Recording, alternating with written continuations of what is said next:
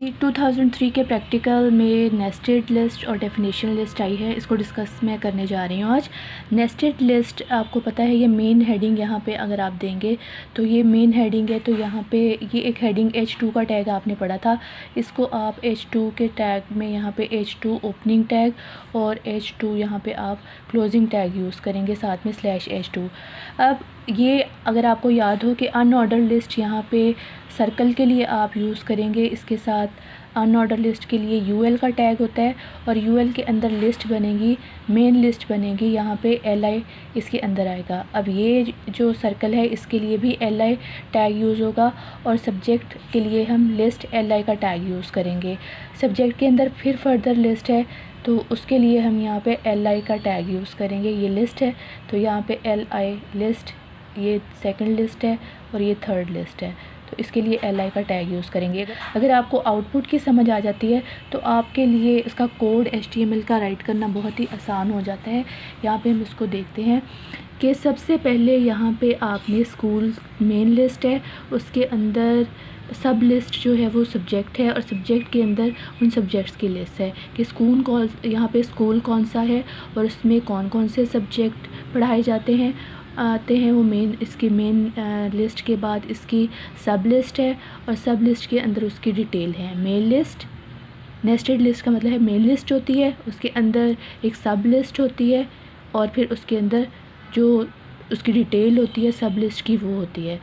इसके बाद डेफिनेशन की लिस्ट की बात करें तो इसमें 3 मेन डेफिनेशन, ये तो आपको पता है मेन बोल्ड डार्क कलर जो है ये H2 का टैग यहाँ पे यूज़ हुआ है। इधर H2 टैग मैंने last time 7 practical important discuss किए थे, उससे मैंने बताया था ये हेडिंग के लिए यूज़ होता है।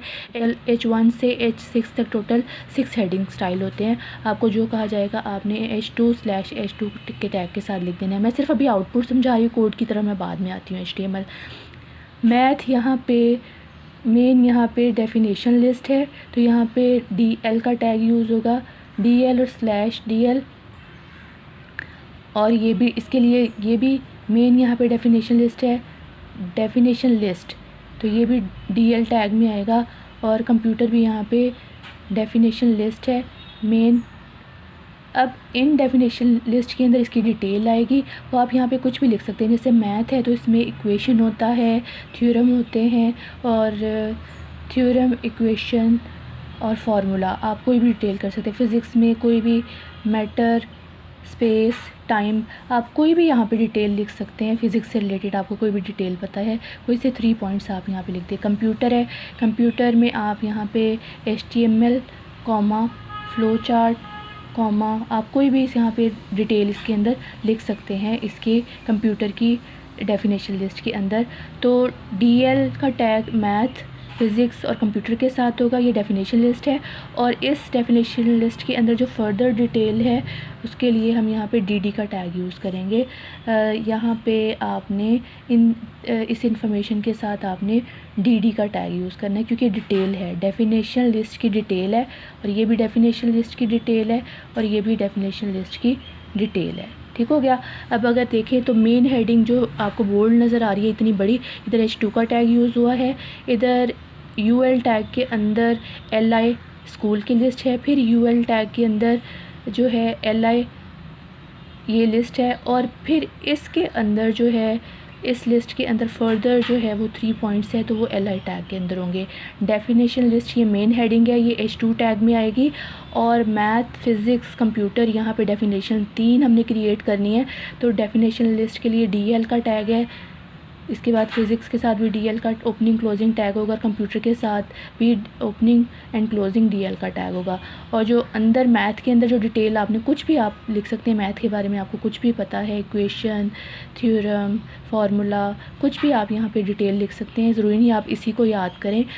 इस डिटेल है तो डेफिनेशन लिस्ट डिटेल DD का टैग, फ़िज़िक्स के अंदर उसकी डिटेल, कंप्यूटर की डिटेल यहाँ पे DD के टैग में होगी। अब इसके कोड की तरफ आते हैं। सबसे पहले यहाँ पे HTML का opening tag and then HTML का इधर ये /HTML क्लोजिंग टैग है। देन हेड के अंदर आपने जो है इसका ओपनिंग टैग है, हेड और स्लैश हेड इसका क्लोजिंग टैग है। बॉडी टैग के अंदर ये सारी कोडिंग होगी। H1 H2 जो मन से हेडिंग आपने चूज़ करनी है वहाँ पे मैंने आपको बता दिया था।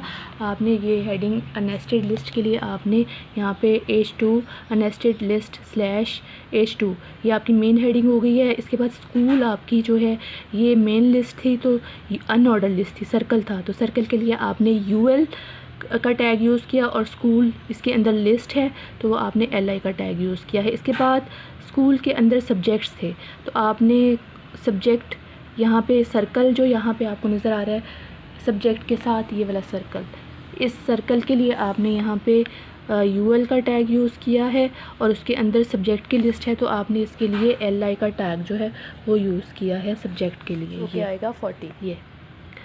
ये मेन लिस्ट स्कूल एंड सब लिस्ट सब्जेक्ट। अब सब्जेक्ट यहाँ पे 3 थे तो हमने हर सब्जेक्ट के साथ सर्कल था तो यहाँ पे हमने सर्कल के लिए यहाँ में हमने यूज़ किया है UL, इससे सर्कल आएगा हर सब्जेक्ट के साथ। अगर आप देखें हर सब्जेक्ट के साथ यहाँ पे सर्कल है, ये 3 सर्कल हैं तो ये इस UL टैग के ज़रिए ये सर्कल आएंगे और अंदर जो डिटेल लिखी हुई है वो लिखी है लिस्ट में LI टैग ओपनिंग क्लोजिंग के अंदर मैथ, LI ओपनिंग क्लोजिंग के अंदर फिज़िक्स और LI ओपनिंग क्लोजिंग के अंदर कंप्यूटर लिखा हुआ है। तो इस तरीके से हमने अपनी जो लिस्ट कंप्लीट कर ली है, नेस्टेड लिस्ट का कोड हमने कंप्लीट कर लिया है। अगर आप यहाँ पे देखें मैंने साथ में लिखा भी हुआ है कि H2 टैग होगा, अनऑर्डर लिस्ट है सर्कल, उसके अंदर एक और अनऑर्डर लिस्ट सब्जेक्ट की बनेगी, फिर अनऑर्डर लिस्ट के अंदर 3 सब्जेक्ट्स हैं वो आप सबसे पहले अनऑर्डर लिस्ट स्कूल है, ये ओपनिंग क्लोजिंग अनऑर्डर लिस्ट, उसके बाद इधर इसके अंदर लिस्ट है स्कूल की, देन अनऑर्डर लिस्ट एक और क्रिएट हुई है सब्जेक्ट की ये, और सब्जेक्ट के अंदर फर्दर अनऑर्डर लिस्ट क्रिएट हुई है उनके नेम की, कौन कौन से सब्जेक्ट्स हैं। यानी यहाँ पे 3 अनऑर्डर जो है वो टैग यूज़ हुए हैं, एक स्कूल के लिए, उसके बाद सब्जेक्ट के लिए अनऑर्डर लिस्ट है और देन सब्जेक्ट्स के नेम के लिए जो है उसके साथ अनऑर्डर लिस्ट और उसकी डिटेल जो है वो आपने LI टैग के अंदर लिखनी है। और प्रैक्टिकल जो 2003 प्रैक्टिकल्स में जो है वो आया है वो है एंकर टैग। ये एंकर टैग मैंने 7 इंपॉर्टेंट प्रैक्टिकल में डिस्कस किया है, लेकिन मैंने इसको यहाँ पे हाइपर लिंक के नाम से डिस्कस किया है। हाइपर लिंक या हाइपर रेफरेंस, आपको पता है कि ये जो टैग है एंकर टैग के अंदर ये एट्रीब्यूट है हाइपर लिंक करने के लिए। तो A जो है ये एंकर टैग है, A ओपनिंग टैग और A यहाँ पे ये है /A क्लोजिंग टैग।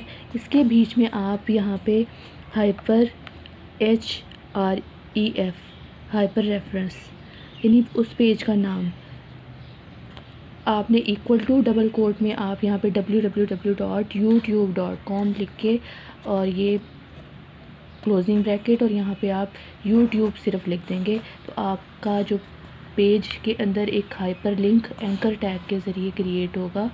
आपके पेज में एक हाइपर लिंक क्रिएट होगा A टैग के ज़रिए, और जब आप इस YouTube को टेक्स्ट को क्लिक करेंगे तो आपका यहाँ पे जो आपने एड्रेस URL दिया हुआ है www.youtube.com वो ओपन हो जाएगा और आपका जो वेब पेज है वो ओपन हो जाएगा। तो एंकर टैग का पूछा जाए या हाइपर लिंक का पूछा जाए तो ये एक ही टैग है। हाइपर लिंक के लिए href का एट्रीब्यूट है और टैग का नाम है A एंकर।